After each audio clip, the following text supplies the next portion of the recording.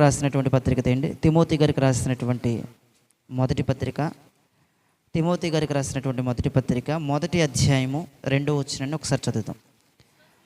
జాగ్రత్తగా చూద్దాం. ప్రతి మాటను కూడా అర్థం చేసుకునే ప్రయత్నం ప్రతి ఒక్కరు కూడా చేయండి. తిమోతి గారికి రాసినటువంటి మొదటి పత్రిక మొదటి అధ్యాయము 2వ వచనం.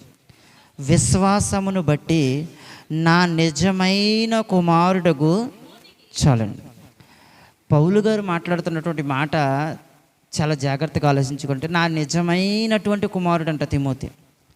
నిజమైన కుమారుడు అంటే నాకు నిజంగా నాకే అన్నట్టుగా ఉంది కదా ఈ పదం. చూడండి ఒకసారి.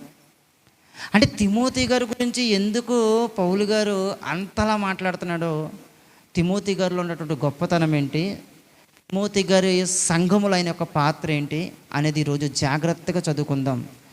తిమోతి గారి ద్వారా దేవుడు సంఘానికి ఏవైతే నేర్పించే ప్రయత్నం చేస్తున్నాడో అవి తర్వాత పాఠాలలో మనం నేర్చుకుందాం. ముందుగా అసలు ఎవరి తిమోతి గారి యొక్క బ్యాక్గ్రౌండ్, పూర్తి బ్యాక్గ్రౌండ్ ఏంటి, ఈయన ఎక్కడి నుంచి వచ్చారు, ఈయన పరిస్థితి ఏంటి, ఈయన భక్తి జీవితం ఏంటి, ఈయన ద్వారా మనం ఏవైతే నేర్చుకోవాలో అవన్నీ కూడా ఈరోజు నేర్చుకునే ప్రయత్నం చేద్దాం. తర్వాత పాఠాలలో అంటే తర్వాత వారాలలో, ముందు వారాలలో తిమోతి గారి ద్వారా పరిశుద్ధాత్మ ప్రేరణ వల్ల తిమోతి గారి ద్వారా దేవుడు సంఘానికి ఏవైతే నేర్పించారో వాటిని తెలుసుకునే ప్రయత్నం చేద్దాం. అసలు ఈ తిమోతి గారి గురించి పౌలు గారు ఇచ్చినటువంటి ఒక స్టేట్మెంట్ ఏంటంటే, పౌలు గారు ఇచ్చినటువంటి స్టేట్మెంట్, ఈయనంట నా నిజమైన, ఎవరంటే పౌలు గారికి నిజమైన కుమారుడు, నిజమైన కుమారుడు అని ఈయన గురించి ఎంత గొప్పగా చెప్తున్నాడంటే, ఈయన మీద ఆ పౌలు గారు పెట్టుకున్నటువంటి విశ్వాసం కూడా ఎంత గొప్పగా ఉందో 3వ అధ్యాయము 15వ వచనంలో కూడా చూడండి ఒకసారి. పౌలు గారు తిమోతి గారి మీద పెట్టుకున్నటువంటి విశ్వాసం ఎంత గొప్పగా ఉందో వచనం. అయినను 3వ అధ్యాయం 15వ వచనం. అయినను నేను ఆలస్యం చేసిన ఎడల దేవుని మందిరములో అనగా జీవము గల దేవుని సంఘములో ప్రజలు ఎలాగూ ప్రవర్తించాలో అవి నీకు తెలియవలనని. అంటే విషయం ఏంటి అంటే, పౌలు గారు పరిచర్య చేసుకుంటూ వెళ్ళిపోతున్నాడు. ఆయన సువార్త పరిచర్య చేసుకుంటూ వెళ్ళిపోతున్నాడు. ఈ సువార్త చేసుకుంటూ వెళ్తున్నప్పుడు ఒక సంఘం వచ్చింది. ఈ సంఘంలో ప్రజలు ఎలా ఉండాలో, వాళ్ళు ఏ విధంగా ప్రవర్తించాలో, సంఘములో సంఘ బిడ్డలందరూ కూడా, దేవుని పిల్లలందరూ కూడా ఏ విధంగా ప్రవర్తించాలో, ఒకవేళ నేను లేకపోయినా సరే చెప్పడానికి ఒక వ్యక్తి ఉన్నాడు. పౌలు గారికి ఉన్న నమ్మకం చూడండి సరే. ఇక్కడ నేనే ఖచ్చితంగా ఉండాలి, నేను లేకపోతే ఈ సంఘ క్రమాలు జరగవు, నేను లేకపోతే ఈ సంఘ పరిచర్య జరగదు, నేను లేకపోతే ఈ సంఘం ఆగిపోతుంది అనే భయం నాకు లేదు. ఎందుకంటే నేను లేకపోయినా సరే నాకు లాంటి మనస్తత్వం కలిగినటువంటి వ్యక్తి, నాకు లాంటి ప్రవర్తన కలిగినటువంటి వ్యక్తి, నాకులాగా భారం కలిగినటువంటి వ్యక్తి, నాకులాగా సంఘాన్ని దేవుని దగ్గరకు నడిపించగలిగిన వ్యక్తి నా నిజమైన కుమారుడు, నాకు ఇష్టమైనటువంటి కుమారుడు, నేను ఎంతో ప్రేమించినటువంటి కుమారుడు ఒక వ్యక్తి ఉన్నాడు. ఆయన ఎవ్వరో కాదు, తిమోతి.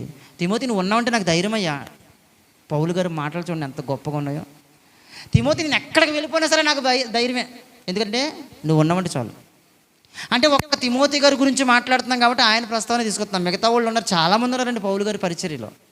సహకారులు పౌలు గారి పరిచర్యలో చాలామంది ఉన్నారు, స్త్రీలు ఉన్నారు, పురుషులు ఉన్నారు, చాలామంది ఉన్నారు.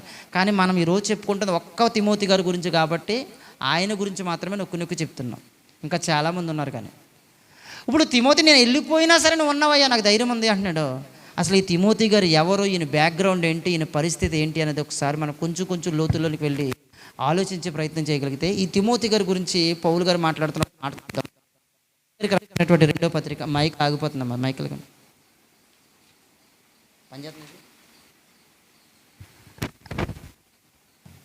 తిమోతి గారికి రాసినటువంటి 2వ పత్రిక ఒకసారి చూద్దాం. చూడండి 3వ అధ్యాయము, తిమోతి గారికి రాసిన పత్రిక 3వ అధ్యాయము వచనం కానించి చూద్దాం. చూడండి 10వ వచనం కానించి. అయితే నీవు నా బోధను, నా ప్రవర్తనను, నా ఉద్దేశమును, నా విశ్వాసమును, నా దీర్ఘశాంతమును, నా ప్రేమను, నా ఓర్పును, ఏమంటే ఎన్ని మాటలు చెప్తున్నాడు చూడండి ఒకసారి తిమోతి గారి గురించి. పౌలు గారిని తిమోతి గారు ఎన్ని కోణాల్లో చూసాడో చెప్తున్నాడండి. తిమోతి నువ్వు నన్ను ఎన్ని కోణాల్లో చూసా నాకు తెలుసు. ఒకవేళ నువ్వు నాకు చెప్పలేదేమో కానీ నువ్వు నన్ను ఏ కోణాల్లో అబ్జర్వ్ చేసావో, ఏ కోణాల్లో నన్ను జాగ్రత్తగా పరిశీలించావో, ఏ విషయాలు నాలో నువ్వు చూసావో నాకు ప్రతిదీ తెలుసు. నువ్వు నా ప్రేమను చూసావు, ఇంకా నా బోధన చూసావు, నా ప్రవర్తన, నా క్యారెక్టర్ చూసావు, నా ఉద్దేశం అంటే నేను ఏవైతే ఉద్దేశాలతోనో నా ఉద్దేశాలు చూసావు, నా విశ్వాసం చూసావు, నా దీర్ఘశాంతం చూసావు, నా ప్రేమను చూసావు, అన్నీ చూసావు నువ్వు. ఓర్పు, ప్రేమ, దీర్ఘశాంతం నా అన్నీ చూసావు నువ్వు. అన్ని కోణాల్లో నన్ను చూసి నన్ను పర్ఫెక్ట్గా అర్థం చేసుకున్నావు తిమోతి అంటున్నాడు. ఎంతకంటే గొప్ప విషయం ఏంటి అంటే నెక్స్ట్ మాట చూడండి ఒకసారి. అంతియొకయ, ఇకోనియ, లుస్త్రాను పట్టణములలో నాకు కలిగినట్టి హింసలను ఉపద్రవములను తెలుసుకొనిన వాడవై. అంటే పౌలు గారు తిమోతి గారి గురించి మాట్లాడుతున్న స్టేట్మెంట్ చూడండి ఒకసారి. నువ్వు నన్ను అన్ని కోణాల్లో చూసావు, అన్ని యాంగిల్స్లో చూసావు, నేను పర్ఫెక్ట్ వ్యక్తినని నువ్వు నన్ను గుర్తించావు, ఐడెంటిఫై చేసావు. దీంతో పాటు ఇంకోటి కనిపెట్టావు ఏంటో తెలుసా? నా శ్రమలలో, నా బాధలలో, నా కష్టాలలో దగ్గరుండి చూసావు నువ్వు. ఇంకో వ్యక్తి గురించి మీకు ఈ సందర్భంలో చెప్పాలండి, మీకు తెలిసిన వ్యక్తే. దేమ అనే ఒక వ్యక్తి ఉన్నాడు. పౌలు గారు దేమ గురించి ఏం చెప్తారంటే, దేమ ఇహలోకాన్ని స్నేహించి నన్ను విడిచి వెళ్ళిపోయాడు అంటాడు. ఎందుకంటే ఒకనొక ప్రాంతానికి వెళ్ళేటప్పటికి నా పరిచర్యను అంతటిని చూసి దేమ ఏమనుకున్నాడంటే, అయ్యో బాబు పౌలు గారిలో ఉంటే ఫాలోయింగ్ మామూలుగా లేదు, పౌలు గారితో ఉంటుంటే ఆయన సూచక్రియలు చేస్తున్నాడు, ఆయన అద్భుతాలు చేస్తున్నాడు, పరిశుద్ధాత్మ కార్యాలు జరిగిస్తున్నాడు, ఆయన భాషలు మాట్లాడుతున్నాడు, ఆయన చాలా గొప్పగా పరిచర్య చేస్తున్నాడు. ఇలాంటి ఆయన వెనకాల ఉంటే మనకు కూడా మంచి పేరు వచ్చేద్ది అనుకున్నాడు దేమ కూడా. అనుకుని పౌలు గారిని వెంబడించాడు. కానీ పౌలు గారు పడుతున్న కష్టాలు చూశాడు, పౌలు గారు పడుతున్న శ్రమలు చూశాడు. ఇవన్నీ చూసి ఓరు బాబు నా వల్ల కాదురా బాబు అని పారిపోయాడు అంతే. ఎందుకంటే ఇంత భయంకరమైన శ్రమలు అంటే నా వల్ల కాదు. ఏదో దేవునిలో ఉంటే ఏదో చిన్న చిన్నవి జరగాలి, కానీ ఇంటి కొడతామేంటి, రాళ్లతో కొట్టేస్తామేంటి, ఈడ్చి తీసుకెళ్ళిపోతామేంటి పౌలు గారిని. అయ్యి బాబు ఈ బాధలు, ఈ కష్టాలు నా వల్ల కాదురా, దీనికంటే లోకమే బెస్ట్. లోకంలో ఉంటే సంతోషం ఉంది, లోకంలో ఉంటే ఆనందం ఉంది, దేవునిలో కంటే లోకంలోనే బాగుంది అనుకుని ఈ దేమ అనే వ్యక్తి పౌలు గారిని విడిచి లోకంలోకి వెళ్ళిపోయాడంట.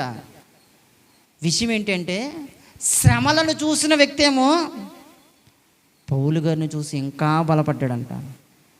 ఈ వాక్యం కూడా మనకు ఒక మంచి ఉదాహరణ, మంచి మాట తెలియజేస్తుంది. ఏంటంటే అది ఎప్పుడైనా సరే దేవుణ్ణి శ్రమలలో నుంచి దేవుణ్ణి వెతికిన వాడు స్టాండర్డ్గా నిలబడిపోతారండి. ఎవరైనా సరే శ్రమల్లోంచి దేవుళ్ళలోకి వచ్చిన వాళ్ళు. అలా కాకుండా కేవలం నాకేదో మేలు జరుగుతుంది కాబట్టి నేను దేవుణ్ణి నమ్ముకుంటున్నానని ఒక్క కోణంలో వెళ్తే మాత్రం ఒకరోజు కష్టం రాగానే దేవుణ్ణి వదిలేస్తారండి. దేవుణ్ణిలో ఉన్న వాళ్ళకి మేళ్ళు జరుగుతాయి, అదేవిధంగా కొన్ని పరిస్థితుల్లో శ్రమలు కూడా జరుగుతాయి. శ్రమలు వచ్చినప్పుడు ఇది కూడా మహాభాగ్యమే ఎంచుకోవాలి. మేలు జరుగుతున్నప్పుడు నేను దేవునిలో విశ్వాసం ఉన్నాను కాబట్టి దేవుడు మేలు చేశాడు అనుకోవాలి. ఏది జరిగినా సరే నా విశ్వాసం నుంచి నేను తొలగిపోకూడదు అనుకోవాలి. ఈ తిమోతి గారు శ్రమలలో వెంబడించాడు కాబట్టి అసలు మళ్ళీ వెనకెళ్ళలేదండి. కానీ దేమ గారు శ్రమలలో వెంబడించలేదండి, ఘనతలో వెంబడించాడు, సుఖాలలో వెంబడించాడు. శ్రమ వచ్చేసరికి పారిపోయాడు అంతే. కాబట్టి దేవుని విషయంలో అందరం కూడా ఒక మంచి నిర్ణయం తీసుకోవాలండి. తిమోతి గారు వెంబడించిన కోణం అందు చూడండి, ఆ కోణం చూసుకోవాలి మనం. తిమోతి గారు ఎన్ని యాంగిల్స్లో చూసాడు చూడండి పౌలు గారిని.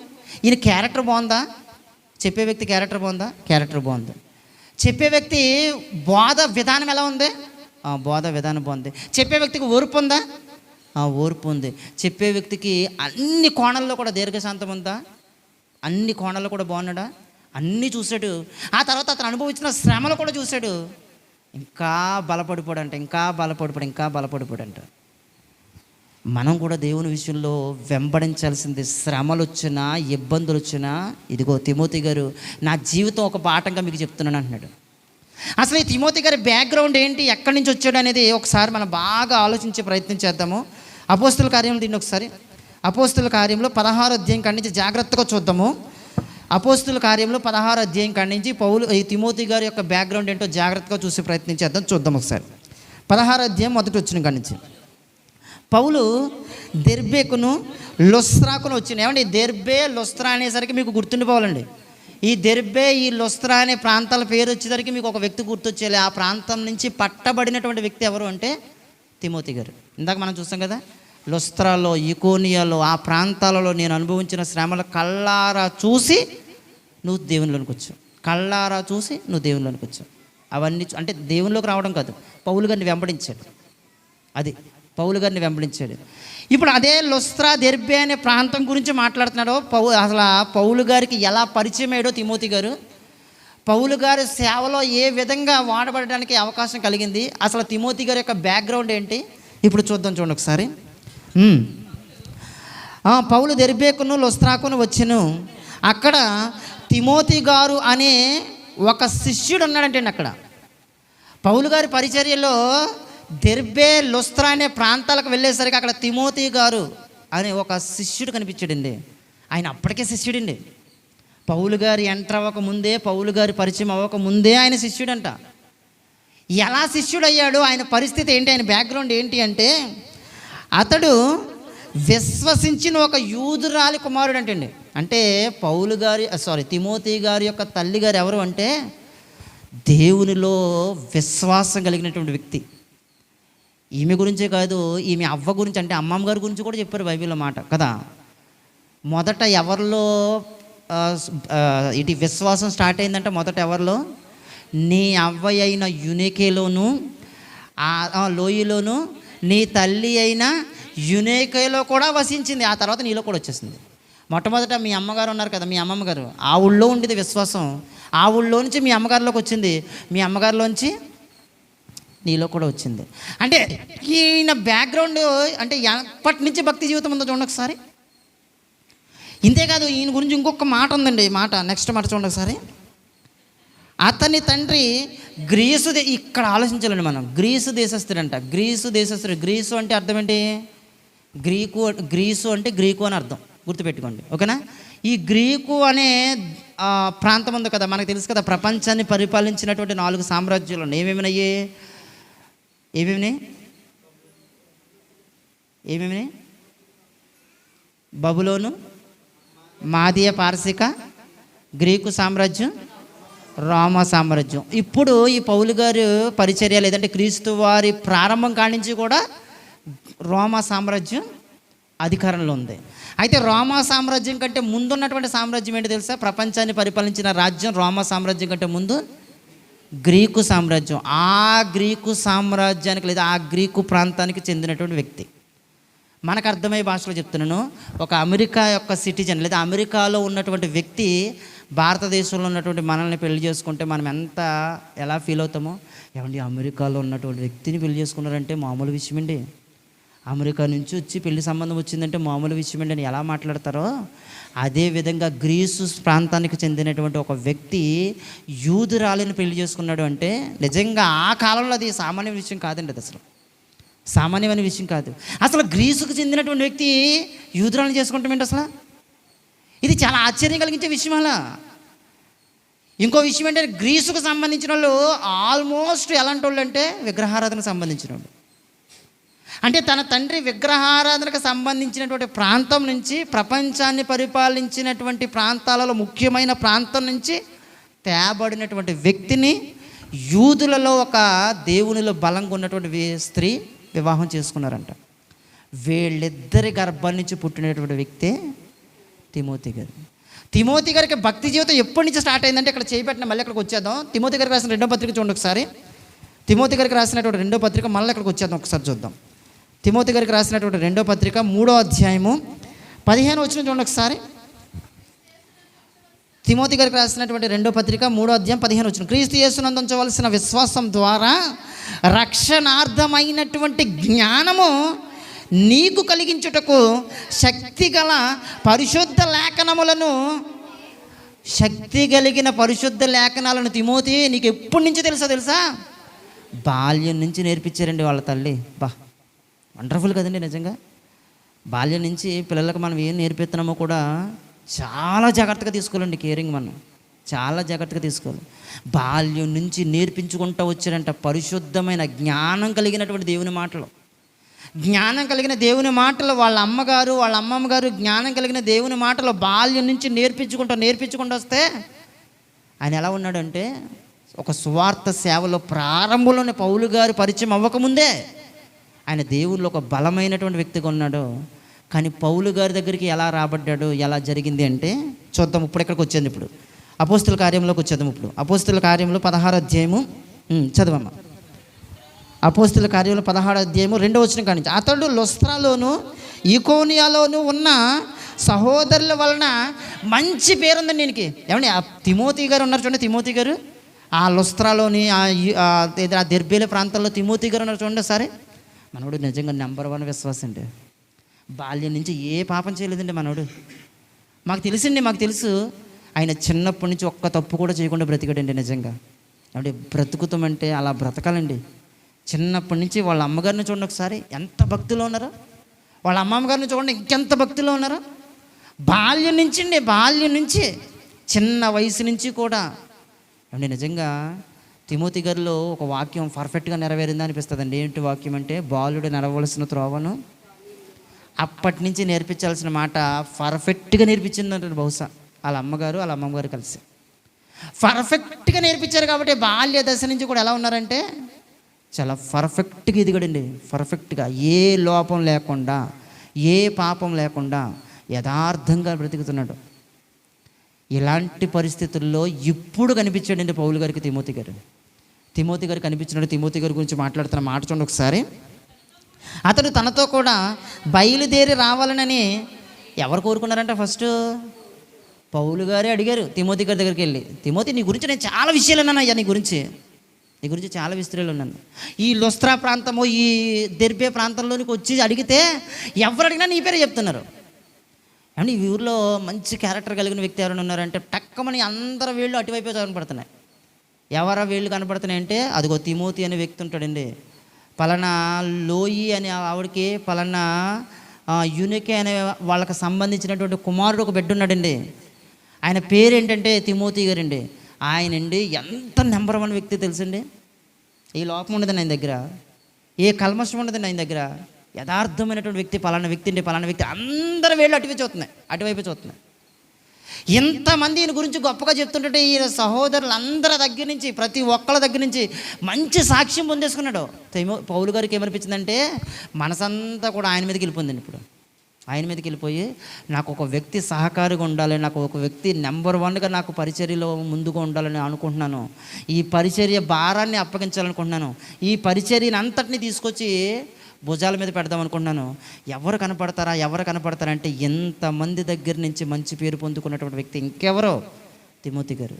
ఇలాంటి వ్యక్తి నా పక్కనుంటే ధైర్యంగా గుండెల మీద చేసుకుని పరిచర్యను అప్పగించి బయటికి వెళ్ళిపోవచ్చు. నేను ఎంత గొప్ప నమ్మకం కలిగిందండి పౌలు గారికి.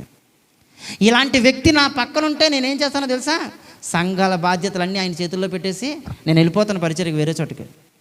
నేను వేరే చోటుకి వెళ్ళి పరిచర్య చేసుకుంటాను. ఎందుకంటే నేను ఇక్కడ లేకపోయినా పర్లేదు. ఎందుకంటే నాకున్న ఓర్పు ఉంది, నాకున్న ప్రేమ ఉంది, నాకున్న సహనం ఉంది, నాకున్న దీర్ఘశాంతం ఉంది, నాకున్న సంఘం పట్ల భారం ఉంది, ఆత్మల పట్ల భారం ఉంది. అవసరమైతే నేను అనుభవించిన శ్రమలున్న చూడు, అదే శ్రమలు అనుభవించడానికి ఏ మాత్రం కూడా తగ్గడు. నేను చావుకి ఏ విధంగా అయితే తెగించి పరిచర్యలో ముందుకు వచ్చానో ఇతను కూడా అలాంటిడే. చావుకు తెగించి పరిచర్యలో ముందుకు వచ్చినాడే, అవసరమైతే చచ్చిపోతాడు కూడా. ఇలాంటి వ్యక్తి చేతుల్లోనే పరిచర్య భారాన్ని అప్పగించాలని నమ్మకం పెట్టేసుకున్నాడు నా మీద పౌలు గారు. తిమోతి అర్జెంటుగా నువ్వు రావాలి, నువ్వు నా దగ్గర కావాలి. పౌలు గారే కోరుకుని తిమోతి గారిని దగ్గరికి రప్పించుకున్నాడంట. ఇప్పుడు తిమోతి గారిని దగ్గర రప్పించుకున్న కాడి నుంచి జరుగుతున్నటువంటి కొన్ని విషయాలు జాగ్రత్తగా పరిశీలిద్దాం, చూద్దాం. అతని తండ్రి గ్రీసు దేశస్థుడని ఆ ప్రదేశంలోని యూదులకు అందరికీ తెలిసిన ఏంటి వీళ్ళ తండ్రి ఎవరనుకుంటున్నారండి? అతను అదిగో ఒకప్పుడు ప్రపంచాన్ని పరిపాలించిన గ్రీకు సామ్రాజ్యం ఉందో చూడండి సరే, ఆ సామ్రాజ్యంలో నుంచి వచ్చినటువంటి వ్యక్తి, గ్రీసు చెందినటువంటి వ్యక్తి. అలాంటి వ్యక్తి వాళ్ళ నాన్నగారండి అని అందరికీ తెలుసు. ఇప్పుడు తెలిస్తే ఏమైంది? ఆ తెలిసినందుకు పౌలు గారు ఒకటి చేశాడు చూడండి సార్. అక్కడ ఏందో గనుక వారిని బట్టి అతన్ని తీసుకుని సున్నతి చేయించాడంటండి. ఈ మాట నిజంగా చెప్తున్నాండి. ఆ కాలంలో గనక ఎంతమంది అయితే ఉన్నారో నాకు తెలిసి అందరూ అభ్యంతర పడతారు. సున్నతి చేయించడం ఏంటి అసలు? ఎందుకంటే వీళ్ళ నాన్నగారు ఎలాంటి వాళ్ళు? గ్రీసుకు సంబంధించిన వ్యక్తి. మీకు పాత నిబంధనలో ఉన్న ఫస్ట్ నుంచి ఉన్నటువంటి ఒక సిచ్యువేషన్ మీకు జస్ట్ గుర్తు చేస్తాను చూడండి సార్. ఏంటంటే అది యూదులకి లేదా ఇశ్రాయేలీలకు ఒక విషయం ఉంది. ఏంటంటే అది ఇశ్రాయేలీలకు ఉన్నటువంటి విషయం, మీరు అన్యజనుల స్త్రీలను వివాహం చేసుకోకూడదు, మీ పిల్లల్ని వాళ్ళకి ఇవ్వకూడదు, వాళ్ళ పిల్లల్ని మీరు తీసుకోకూడదు. అయినప్పటికీ కూడా ఒకవేళ తీసుకుంటే, జాగ్రత్తగా తీసుకుంటే, అబ్బాయి గనక యూదుడైతే, బాగా వినండి, అబ్బాయి గనక యూదుడైతే, అమ్మాయి గనక యూదురాలు కాకపోకుండా ఇంకెవరైనా సరే అయితే ఆ బిడ్డ ఏమవుతాడు అంటే యూదుడే అవుతాడు. బాగా వినండి, యూదుడే అవుతాడు. ఒకవేళ అమ్మాయి యూదురాలయ్యుండి అబ్బాయి యూదురాలు కాకుండా బయట వ్యక్తులు ఎవరైనా అయ్యారనుకోండి, వాళ్ళ కడుపును పుట్టినటువంటి బిడ్డ ఎప్పటికీ కూడా యూదుడి కాడు. మీకు నొజావేతు చరిత్ర చెప్పినప్పుడు మీకు చెప్పాను, గుర్తుందో లేదో అని. దావీదు గారిని ఏర్పరచుకుంటాకే, దావీదు గారిని ముందుకు తీసుకురావడానికి, పరిచర్యకి యెష్షయి గారిని ఏర్పరచుకోవడానికి వాళ్ళు ఎందుకు ఒప్పుకోలేదంటే, నీ భార్య నొజావేతు ఉన్నారు కదా, నీ భార్య దావీదు గారి తల్లిగారు, మీరు ఇక్కడ ఉండవలసినటువంటి, అదే మీరు బయట నుంచి వ్యక్తివి, మీరు అన్యజనులను చేసుకున్నటువంటి వ్యక్తి. ఆ రాహాబు గారు అనగా వీళ్ళందరూ కూడా అన్యజనుల నుంచి వచ్చినట్టు, ఆ రూతు గారు అనగా వీళ్ళందరూ అన్యజనుల నుంచి వచ్చిన వ్యక్తులు. అలాంటి వాళ్ళని చేసుకున్న మీరు పరిచర్య ఎలా చేస్తారని ఆటంకపరిచినప్పుడు సమూయేలు గారు వచ్చి ఇంతకాలం అనుభవించిన బాధనంతా తీసేసాడు. ధర్మశాస్త్రం ప్రకారంగా ఆ రోజు ఒక కట్టడ పెట్టాడు. ఏమని కట్టడంటే, అమ్మాయి గనక యూదురాలైతే, అబ్బాయి అన్యజనుడైతే వాళ్ళని చేర్చుకోక అవసరం లేదు, వాళ్ళ యూదుల లెక్కలోకి రావసరం లేదు. ఒకవేళ అబ్బాయి యూదుడైతే, అమ్మాయి అన్యజనురాలైతే వాళ్ళ గర్భాన్ని పుట్టినటువంటి బిడ్డలు ఎవరినైనా సరే యూదుల లిస్టులోనికి చేర్చుకోవచ్చు. మనం కూడా అంతే కదా, అదే ఇప్పుడు కూడా మనం పాటిస్తున్నాం కదా. ఇంటి పేరు ఎవరిది వస్తుంది? ఆ అబ్బాయి తండ్రిది ఈ ఇంటి పేరే వస్తుంది. ఇది స్టార్టింగ్ నుంచి అక్కడి నుంచి అదే కంటిన్యూ అయిపోతుంది, అంతే. జాగ్రత్తగా అర్థం చేసుకోండి ఈ పాయింట్ని. ఇప్పుడు విషయం ఏంటంటే, బాగా వినండి, ఇప్పుడు విషయం ఏంటంటే, గ్రీసుకు చెందినటువంటి వ్యక్తి ఎవరు? తిమోతి గారి యొక్క, బాగా గ్రీసుకు చెందినటువంటి వ్యక్తి ఎవరు? తిమోతి గారి యొక్క తండ్రి గ్రీసుకు చెందినటువంటి వ్యక్తి. యూదురాలు ఎవరు? తిమోతి గారికి తండ్రి. అసలు సున్నతి ఎవరికి చేయాలి? అబ్రహాం గారి గర్భం నుంచి వచ్చినటువంటి వ్యక్తులకి, ఇశ్రాయేలీలకు మాత్రమే సున్నతి చేయాలి. ఇప్పుడు సున్నతి ఎవరికి చేస్తున్నారు? ఇప్పుడు తిమోతి గారికి చేస్తే, బాగా వినండి, తిమోతి గారికి చేస్తే వాళ్ళు ఒప్పుకుంటారా? వాళ్ళు ఒప్పుకుంటారా? అసలు సున్నతినే తిరస్కరించినవాడు మొట్టమొదటి వ్యక్తి ఎవరో తెలుసా? చూద్దాం ఒకసారి. నెక్స్ట్ ఒక్క పేజీలో చెప్పండి, ఒక్క పేజీలో చెప్పండి. 15 అధ్యాయం మొదటి వచనం కానీ చదవండి ఒకసారి, జాగ్రత్తగా చూడండి. 15 అధ్యాయం మొదటి వచనం కానీ చూడండి. కొందరు యోధియా నుండి వచ్చి, మీరు మోషే నియమించిన ఆచారం చొప్పున సున్నతి పొందితేనే కానీ రక్షణ పొందలేరని సహోదరులకు బోధించారంట. కొందరు ఏం చేయారంటే, యోధియా ప్రాంతం నుంచి వచ్చారండి పరిచర్యలో, పౌలు గారి యొక్క పరిచర్యలో, బర్నబా గారి యొక్క పరిచర్యలో వీళ్ళు సువార్త ప్రకటించుకుంటూ వెళ్తుంటే, పౌలు గారు బర్నబా గారు సువార్త ప్రకటిస్తుంటే అనేక మంది రక్షించబడ్డారంట. వీళ్ళందరూ బాప్తిసం తీసుకున్నారు. ఇప్పుడు యోధియా నుంచి కొంతమంది వచ్చారంట. ఏమండి ఎంతమంది బాప్తిసం తీసుకుని దేవుళ్ళలో నిలబడ్డారు అంటే, బాగా వినండి, విడిచండి, ఎంతమంది బాప్తిసం తీసుకుని దేవుళ్ళలో నిలబడ్డారు అంటే, ఖచ్చితంగా అలాంటి ప్లేసులకి మేము కూడా వెళ్ళి వాక్యం చెప్పాలని యోదయ ప్రాంతం నుంచి అనేక మంది సంఘానికి వచ్చి వాళ్ళు కూడా బోధించడం స్టార్ట్ చేశారంట.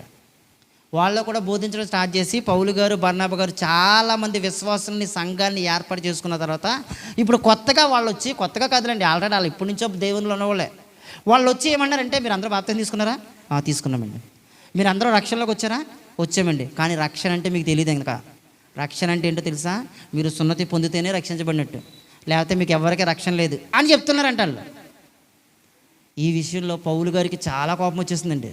ఎందుకు కోపం వచ్చేసిందంటే, అసలు వీళ్ళని రక్షించుకోవడం కోసం మేము ఎన్ని కష్టాలు పడ్డామో నీకు తెలుసు? అసలు వీళ్ళని రక్షించుకోవడానికి మేము ఎంత నరకయాతన పడ్డాం మీకు తెలుసు? అసలు వీళ్ళని రక్షించుకోవడానికి ఎంత నరకయాతన పడితే మీరు వచ్చి ఇప్పుడు ఏం చెప్తున్నారా? సున్నతి లేకపోతే పరలోకానికి రారండి ఎవరని, సున్నతి లేకపోతే రక్షణ లేదండి ఎవరికైనా చెప్తున్నారా? ఈ విషయంలో అంటే పౌలు గారికి బర్నబా గారికి వీళ్ళిద్దరూ కలిపి శిష్యులందరితో గొడవ పెట్టేసుకున్నారు మొత్తం. ఇదంతా 15 అధ్యాయంలో జరుగుతుంది, జాగ్రత్త గుర్తుపెట్టుకోండి. శిష్యులందరితో గొడవ పెట్టేసుకున్నారు. ఏమని గొడవ పెట్టుకున్నారు? అసలు సున్నతి అవసరం లేదు అన్నారు. అంతేలో సున్నతి అవసరం లేదు అంటున్నారేంటి? అబ్రహాం గారికి దేవుడు పెట్టిన నియమం ఏంటి? సున్నతి పొందాలి. ఈ సున్నతి నువ్వు వద్దంటావేంటి? అసలు నువ్వు వద్దంటావేంటి? అపోస్తులు అడిగి కావాలతో చెప్తారు, అపోస్తుల్ని పెద్దలాంటి కావాలతో చెప్తారు, వాళ్ళ సున్నతి ఖచ్చితంగా అవసరమని చెప్తారు. మేమందరము సున్నతి ఖచ్చితంగా అవసరమని చెప్తుంటే బర్నబా గారు పౌలు గారు మాత్రం సున్నతి అవసరం లేదు అని చెప్తున్నారంట. ఈ విషయంలో వీళ్ళకి డిస్కషన్ జరిగితే డైరెక్ట్గా ఇప్పుడు ఈ విషయం చాలా అర్జెంటుగా డిస్కషన్ చేయవలసిన విషయం ఇది. దీని గురించి అర్జెంటుగా క్లియరెన్స్ రావాలి ప్రజలందరికీ కూడా. కాబట్టి పౌలు గారు నన్ను అయితే అర్జెంటుగా ఇరుషులేములో పెద్దల దగ్గరికి వెళ్ళిపోదామన్నారు. అంతే. మేమేమో సున్నతి వద్దంటున్నాం, మీరేమో సున్నతి కావాలంటున్నారు. రండి పెద్దల దగ్గరికి వెళ్దాం, పెద్దల దగ్గరికి వెళ్ళి కూర్చుందామని. అసలే పౌలు గారు ఎలాంటి మహాజ్ఞాని అండి. మీకు చెప్పాను కదా పౌలు గారు ఎలాంటి తెలుసా? ఆల్మోస్ట్ ఆయన గురించి చెప్పాలంటే ఒక్క మాట చెప్పి ధర్మశాస్త్రాన్ని నోటి మీద అప్పచెప్పేస్తారు అంతే. అలాంటి వ్యక్తి. మనకు మహా అయితే ధర్మశాస్త్రంలో కొన్ని విషయాలు అవగాహన ఉంటుందేమో, కానీ పౌలు గారు ఎలాంటి తెలుసా? నోటు తాప చెప్పేస్తారు అవసరమైతే. అంత జ్ఞానం కలిగినటువంటి వ్యక్తి మాట్లాడుతుంటే అపోస్తులులు సైతం మొత్తం అందరూ కూడా పిన్ డ్రాప్ సైలెన్స్. ఎందుకంటే పౌలు గారు వివరించినటువంటి వివరణ, పౌలు గారికి ఉన్న జ్ఞానం, పౌలు గారికి దేవుడిచ్చినటువంటి జ్ఞానం, ఆ జ్ఞానంతో మాట్లాడుతుంటే అందరూ సైలెంట్ అయిపోయారు. పౌలు గారి మాటకే ఓటేస్తారు అంతే. ఓకే, సున్నతి అనేది అసలు అవసరం లేదు. అది ఎవరు తీసుకుంటారంటే ఇదిగో యూదులు తీసుకుంటారు. బయట ఉన్నటువంటి ఎవరికి కూడా సున్నతి అవసరం లేదని స్టేట్మెంట్ ఇచ్చారు. బాగా వినండి మాట. బయట ఉన్నటువంటి ఎవరికి స్టేట్మెంట్ ఇచ్చేసాడు, అందరికీ సున్నతి అనేది అవసరం లేదు. ఇంకా మొత్తం క్లారిటీ అయిపోయింది. సార్వత్రిక సంఘానికి ఇచ్చినటువంటి స్టేట్మెంట్ ఏంటంటే సున్నతి అవసరం లేదు. మరి ఏం అవసరం అంటే రక్షణ అవసరం, రక్షణ కావాలి, క్రీస్తు వారి యొక్క రక్తంలో కడగబడాలి, బాప్తిసం తీసుకోవాలి, వాళ్ళకి మాత్రమే రక్షణ ఉంది తప్ప సున్నతి అనేది లేనే లేదని చేసి మొత్తం స్టేట్మెంట్ ఇచ్చారు. ఇదంతా ఎక్కడ జరిగింది? 15 అధ్యాయంలో జరిగింది. 16 అధ్యాయంలోకి వచ్చేటప్పుడు పౌలు గారే సున్నతి చేయించాడు. ఏంటి అసలు ఇది? మీకు అర్థమైంది? అర్థం కావట్లేదా? 15 అధ్యాయంలో సున్నతి కోసం అంత పోరాటం చేసి ఏకంగా యెరూషలేములోకి వెళ్ళిపోయి మొత్తం పెద్ద మీటింగ్ పెట్టేసి, మొట్టమొదటి మీటింగ్ అండి ఇది, గుర్తుపెట్టుకోండి బాగా. మొట్టమొదటి ఆదిమ సంఘములో జరిగిన మొట్టమొదటి మీటింగ్ అంటే ఒక అంశాన్ని గురించి లేవనెత్తి ఈ అంశం నిజమా కాదని తర్కించి పరిశుద్ధాత్మ ప్రేరణ వల్ల ఒక విషయాన్ని బయటకు తీసుకొచ్చిన మొట్టమొదటి లేవనెత్తినటువంటి అంశం ఏంటంటే సున్నతి అనే అంశం. సున్నతి అనే అంశం గురించి ఎంత ఫైట్ చేసి, ఎంత డిస్కషన్ చేసి, ఇంతమందిని ఒప్పించి సున్నతి అవసరం లేదని చెప్పినటువంటి ఈ వ్యక్తి ఆయనకి సున్నతి చేయించాడు ఏంటి అసలు? ఇప్పుడు ఈ విషయం చూస్తే అందరికీ ఏమైపోతుందంటే పౌలు గారు మారిపోయాడండి. ఏంటి మారిపోయాడండి పౌలు గారు. ఒకప్పుడు ప్రారంభంలో ఎలా ఉండేవాడు, ఇప్పుడు ఆ ఆలోచనలు లేవండి. ప్రారంభంలో చాలా గొప్పగా ఉండేవాడండి, ఇప్పుడు ఆలోచనలు లేవండి. ఒక మాట మీరు నమ్మండి, నమ్మకపోండి, నిజం చెప్తున్నాను మీకు. మన దగ్గర కూడా ఉంటాయి ఏంటి, స్టార్టింగ్లో పేర్లు గట్ట లేవండి, ఇప్పుడు ఏం పేర్లు గట్ట అంటున్నారండి. స్టార్టింగ్లో అవి లేవండి, ఇప్పుడు లేవంటున్నారండి. మీరు చూడాల్సింది ఏంటో చెప్పనండి. మీరు చూడాల్సింది ఏంటి? ఇతని క్యారెక్టర్ ఏమైనా పాడైపోయిందా? ఇతను ఏమైనా తప్పులు చేస్తున్నాడా? పౌలు గారు వెంబడించింది అదే. ఇతనిలో ఏమైనా దీర్ఘశాంతం పోయిందా? ఇతనిలో ఏమైనా ఓర్పు పోయిందా? మనకు తెలుసు కదా, నాశనానికి ముందు ఒకవేళ గర్వం ఏమైనా వచ్చిందా? పడిపోవడానికి ముందు అహంకారమైనటువంటి మనసు, ఒకవేళ ఆ మనసు ఏమైనా వచ్చిందా? లేదంటే సొంత ఇష్టాలను ఏమైనా చేసుకుంటున్నాడా? సొంత ఉద్దేశాలను ఏమైనా చేసుకుంటున్నాడా? మీరు చూడాల్సింది అదండి ఫస్ట్. అది చూడాలి ఫస్ట్. ఆ విషయంలో ఏమైనా చెడిపోతున్నారనుకోండి, అప్పుడు ఆలోచించండి ఏమని, ఖచ్చితంగా చెడిపోతున్నారండి అని. అంతేగాని పరిచర్య విషయంలో కొన్ని మార్పులు తీసుకొస్తున్నప్పుడు దాన్ని అర్థం చేసుకుని ప్రయత్నించండి దయచేసి. ఒకవేళ మీకు అర్థం కాలేదనుకోండి, తెలియచేయండి. ఏమంటే మీరు ఇది చేస్తున్నారు, ఇది కరెక్ట్ కాదేమో అనిపిస్తుంది, దాని గురించి వివరణ ఇవ్వండి అంటే వివరణ ఇస్తారు. ఖచ్చితంగా తెలియజేస్తాం.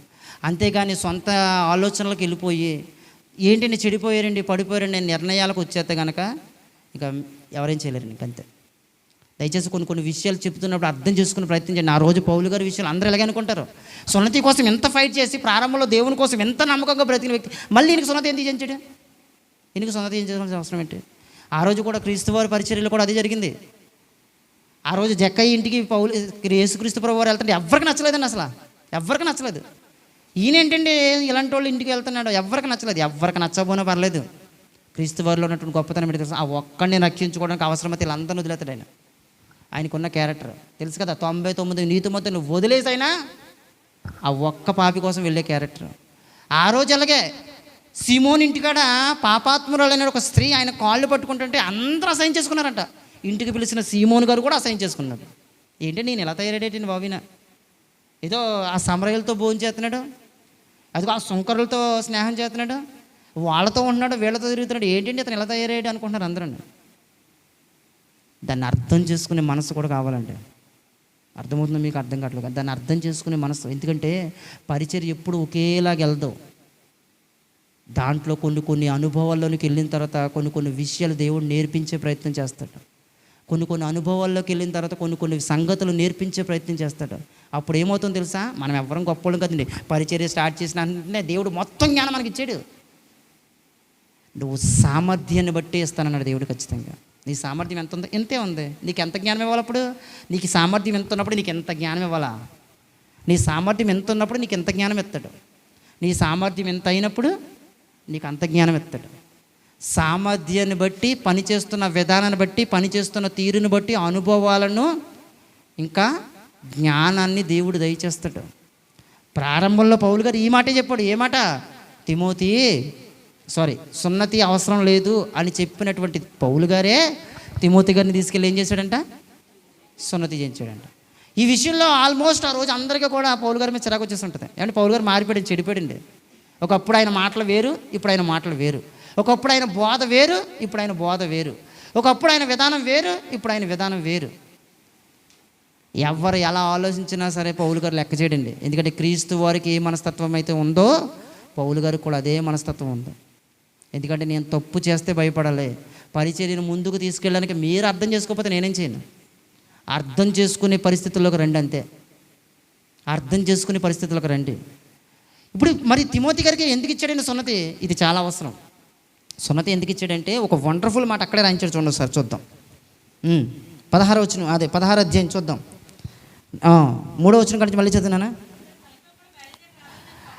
అతడు తనతో కూడా బయలుదేరి రావాలని పౌలు కోరి, అతని తండ్రి గ్రీసు దేశస్థుడని ఆ ప్రదేశంలోని యూదులకు అందరికీ తెలుసు. ఇప్పుడు విషయం ఏంటి అంటే తిమోతి గారి తండ్రి ఎవరు అనుకుంటున్నారండి? గ్రీసు దేశస్థుడు. అసలు యూదుల్లో చేరడానికి అవకాశమే లేదు, అసలు చేరకూడదు. అసలు అతను యూదుల్లో చేరడానికి కుదరదు. ఇదే పరిస్థితి మరలా చెప్తున్నాడు. ఇదే పరిస్థితి ఒకప్పుడు ఎవరికి ఏర్పడిందో తెలుసా? మీకు నుజావేద్ చరిత్ర చెప్పినట్టు చెప్పాను. ఎవరికి ఏర్పడింది?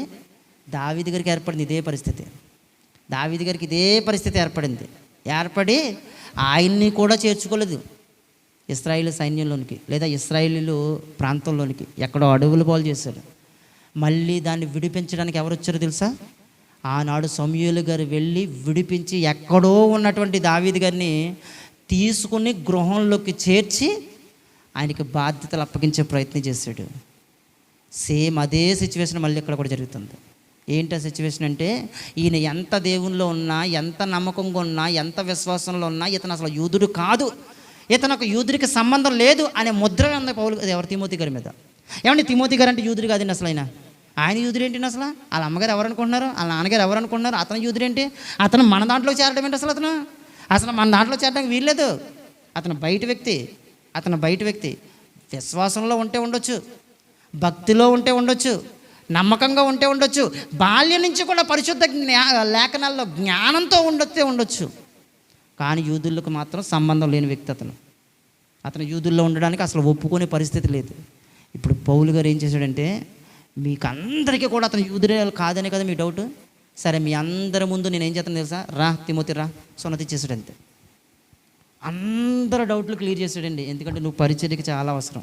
నువ్వు పరిచర్య చెయ్యాలి అంటే నీకు ఆ ఆటంకం తీసేయాలి. నేను సున్నతిని వద్దు అనుకున్నటువంటి వ్యక్తే, సున్నతిని వ్యతిరేకించినటువంటి వ్యక్తే సున్నతి చేయించాడు అంటే పరిచర్య డెవలప్మెంట్ కోసమే తప్ప దాంట్లో ఏదో గొప్పతనం ఉందని కాదు. అసలు తల వెంట్రుకలు అసలు మొక్కుకోవడం తప్పు అని చెప్పినటువంటి వ్యక్తే తల వెంట్రుకలు మొక్కిచ్చాడు అంటే పరిచర్య విషయంలోనే.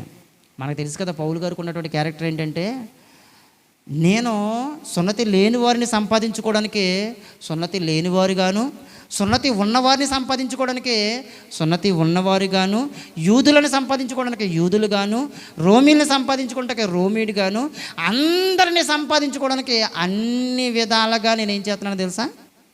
చెప్పలేదు. కాబట్టి పౌలు గారి టార్గెట్ మిస్ అవ్వదండి ఎప్పుడు కూడా. పౌలు గారికి ఒకటే టార్గెట్, అతను మనిషి అయితే చాలు, అంతే. అతను మనిషి అయితే నడిపించాలి రక్షణలోకి. అతను ఎవరన్నది నాకు అనవసరం అండి, నాకు అనవసరం. మరి పౌలు గారు తిమోతి గారికి ఒక్కరికి ఎందుకు సున్నతి చేయించారు? మరి మీరు చెప్పండి. మీ పరిచర్యలో ఇంతకుముందు మీ పరిచర్యలో ఎంతమందికి వాక్యం చెప్పారో ఎవరికి సున్నతి చేయలేదు కదా. ఎవరికి సున్నతి చేసినట్టు కూడా మనకు చెప్పలేదు. ఎందుకంటే సున్నతి నువ్వు వద్దని చెప్పిన వ్యక్తి ఈయన. మరి ఎవరికి చేయలేని వ్యక్తి నీకెందుకు చేశాడు? ఎవరికి సున్నతిని తిరస్కరించినటువంటి పౌలు గారు ఈయనకు మాత్రం ఎందుకు చేశాడు అంటే రీజన్ ఒకటే. ఏంటంటే నిన్ను రేపటి రోజుకి పరిచర్యలో నిలబెట్టాలి. రేపటి రోజుకి సంఘ బాధ్యతలన్నీ నీ చేతుల్లో పెట్టాలి. మరి నీ చేతుల్లో పెట్టాలంటే ఇక్కడ నువ్వు పరిచర్య చేస్తున్నప్పుడు సడన్గా సంఘంలోంచి ఒకళ్ళు వేసి, ఎవరైనా మీకు బుద్ధి ఉందా? అసలు మీకు బుద్ధి ఉందా? మనం అందరం ఎవరు? యూదులు.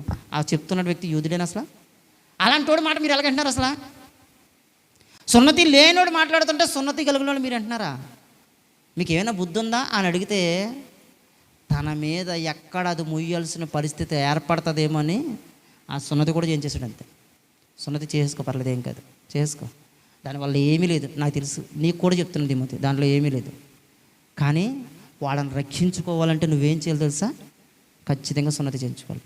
ఎందుకంటే పొరపాటున ఏ ఒక్కలైనా సరే ఇదిగో మా ఊడు కాదు నువ్వు అని అంటారేమో, ఆ మాట అనిపించుకోకుండా ఉండడం కోసం సున్నతి చేసుకో.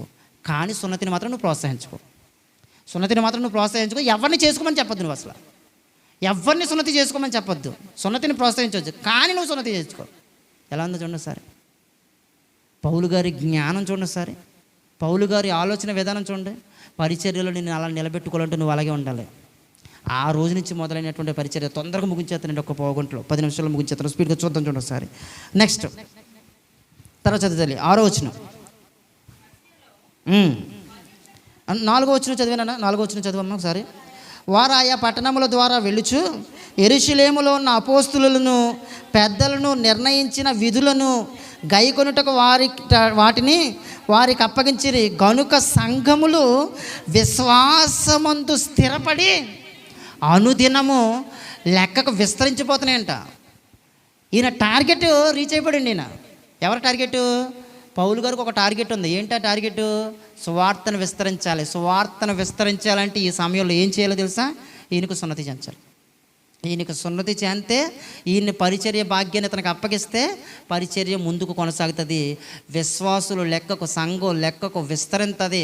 ఇది అంతా జరగాలంటే ఈయన చేత చేయించాలనుకున్నాడు. ఇది మిగతా వాళ్ళకి నచ్చకపోవచ్చేమో, మిగతా వాళ్ళు దీన్ని తప్పు పట్టొచ్చేమో, మిగతా వాళ్ళు దీని గురించి చెడుగా మాట్లాడుకోవచ్చేమో, కానీ ఆయనకు ఆలోచన కాదండి. ఈయన జరిగితేనే పరిచర్య ముందుకెళ్తుంది, సంఘం విస్తరింతుందని అనుకున్నాడు. కాబట్టి ఎవరి గురించి ఆలోచించలేదు, అంతే చేంజ్ చేశాడు. ఆయన అనుకున్నది రీచ్ అయిపోయాడు. నెక్స్ట్ ఏం జరుగుతుందో చూద్దాం చూడండి ఒకసారి. 6వ వచనం. ఆసియాలో వాక్యం చెప్పకూడదని పరిశుద్ధాత్మ వారిని ఆటంకపరిచాడండి. ఆసియాలో వాక్యం చెప్పొద్దు, కుదరదంటే కుదరదని చెప్పాడు దేవుడు. ఏమంటే పౌలు గారు సువార్త చేస్తుంటే ఆసియా అనే ఒక ప్రాంతం విషయంలో మాత్రం పర్టికులర్గా మాట్లాడాడండి. దీని గురించి చాలామంది చాలా రకాలుగా డిస్కషన్ కూడా చేశారండి. పౌలు గారిని ఆసియాకు పంపించలేదంటే, ఆసియాకు వద్దంటున్నాడంటే, మరి ఆసియా ఖండం అంటే మనం ఉండేది ప్రాంతమే కదా అని చాలామంది రకరకాలుగా మాట్లాడుకుంటూ వచ్చారు. మరి మనకు వద్దని చెప్పినటువంటి మాటలు మనం ఎందుకు వింటున్నామండి అని రకరకాలుగా మాట్లాడేసిన వాళ్ళు చాలామంది ఉన్నారు. అయితే ఇప్పుడు మన సబ్జెక్ట్ అది కాదు, దాని గురించి కూడా నేను వివరించాలనుకోవట్లేదు. కానీ మొత్తం మీద ఎలాగైతే ఆసియా అనే ప్రాంతానికి వెళ్ళొద్దు అని దేవుడు ఆప్ చేశాడు. ఎందుకు వెళ్ళొద్దు అన్నాడో అది తెలుసుకోరాళ్ళు, ఎందుకు పంపించొద్దు అన్నాడో ఈ సమయంలో అనేది ఆలోచించరు. కానీ వెళ్ళొద్దు అన్నాడు కదా అనేసి మాట్లాడతారు అంతే.